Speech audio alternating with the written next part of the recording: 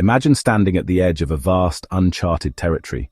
The terrain is unfamiliar and the path ahead is uncertain, but there is a stirring within you, a quiet voice that whispers, "This is yours to explore."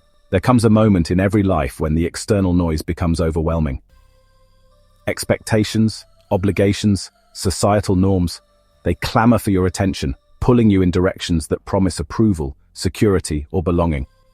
Yet amidst this cacophony, there exists another voice. It is quieter, almost drowned out, but it is persistent. This is the voice of the self, your innermost being, calling you to choose a path that is uniquely yours. And choosing yourself is not just an act of defiance, it is a profound declaration of freedom and authenticity. Choosing yourself is not about selfishness or arrogance, it is about integrity. It is about standing in the truth of who you are and refusing to betray your essence for the comfort of conformity. This choice is not easy. It often requires walking away from what is familiar and stepping into uncertainty. But the journey to selfhood is the most sacred pilgrimage a human being can undertake. Ask yourself, when was the last time you truly chose yourself? Not out of spite, not out of rebellion, but out of love for your own existence. Let us begin with a story. The Greek philosopher Socrates famously declared, "Know thyself." This statement is deceptively simple but endlessly profound.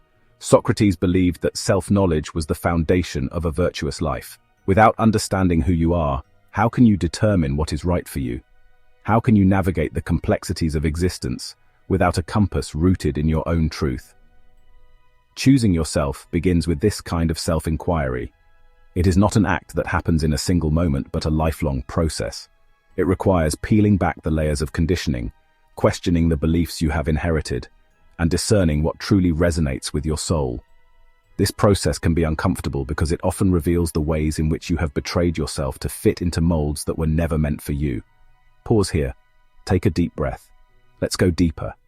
When you choose yourself, you embrace the power of solitude. Solitude is not loneliness. It is the fertile ground where the seeds of self-awareness take root. The poet Rainer Maria Rilke wrote, "The only journey is the one within." Solitude allows you to embark on this inner journey, free from the distractions of external validation. It is in solitude that you hear the whispers of your own heart and come to understand what it is you truly desire. But choosing yourself also means confronting fear. Fear of rejection, fear of failure, fear of being misunderstood. These fears are powerful because they tap into our primal need for connection and acceptance. However, when you make decisions based on fear, you abandon your authenticity. The philosopher Friedrich Nietzsche warned against this when he said, "Become who you are." It is a call to resist the pressure to conform and to have the courage to stand as an individual, even when it means standing alone. Think about this. What fears have held you back from choosing yourself? What would your life look like if those fears no longer had power over you? Choosing yourself is also an act of creation. When you align with your true self, you begin to craft a life that reflects your values, passions, and aspirations. This is a deeply creative process, akin to an artist shaping a masterpiece. And like any creative endeavor, it requires patience, perseverance, and vulnerability. The American writer Anais Nin observed, "Life shrinks or expands in proportion to one's courage." When you choose yourself, you expand your life's possibilities because you are no longer confined by the limitations imposed by others. Choosing yourself is not an escape, it is an arrival. To choose yourself is to honor your intuition. Intuition is often dismissed in a world that prioritizes logic and reason, but it is one of the most profound tools we possess. It is the language of the soul, guiding you toward what feels right, even when it defies conventional wisdom. The spiritual teacher Osho once said, "Listen to your being. It is continuously giving you hints. It is a still, small voice. Give it your ear, and then you will find your way." However, this path is not without sacrifice. Choosing yourself often means letting go of relationships, habits, or environments that no longer serve you. This can be painful because it involves grieving what was, even as you make space for what could be. But every act of letting go is also an act of making room. It is a recognition that your growth requires shedding what is no longer aligned with your journey. Imagine a tree in autumn, releasing its leaves.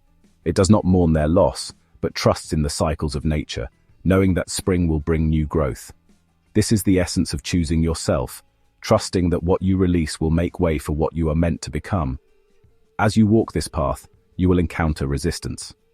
Some of this resistance will come from within, as self-doubt and old patterns resurface.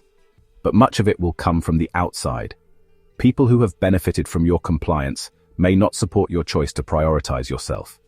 They may label you as selfish, ungrateful, or unkind. This is where the wisdom of the French philosopher Jean-Paul Sartre becomes relevant. Sartre argued that man is condemned to be free. Freedom is not easy. It comes with the weight of responsibility and the challenge of standing firm in your choices, even when others disapprove. Whose approval have you been seeking, and at what cost? What would it feel like to let go of that need? Choosing yourself is an act of love, not just for yourself but for the world. When you live authentically, you inspire others to do the same. Your courage becomes a beacon, showing that it is possible to live a life of integrity and purpose. The Indian philosopher Jiddu Krishnamurti said, "It is no measure of health to be well adjusted to a profoundly sick society." By choosing yourself, you reject the sickness of conformity and choose the health of authenticity. Choosing yourself is not just about you, it is about contributing to a world where authenticity is valued. Finally, choosing yourself is an act of faith. Faith in your own worth, in your ability to navigate life's uncertainties, and in the belief that your life has meaning. This faith does not require evidence, it requires trust. The poet Mary Oliver captured this beautifully when she wrote, "Tell me, what is it you plan to do with your one wild and precious life?" Choosing yourself is the answer to this question. It is the decision to live fully, boldly, and unapologetically. What would it look like to fully choose yourself, starting today? What small step can you take in that direction? As we conclude this exploration, remember that choosing yourself is not a destination, but a journey. It is a daily commitment to listen to your inner voice, to honor your truth, and to walk a path that is uniquely yours. It is the most profound gift you can give to yourself and to the world. And so I leave you with this thought. The power to choose yourself is always within you. Will you answer the call?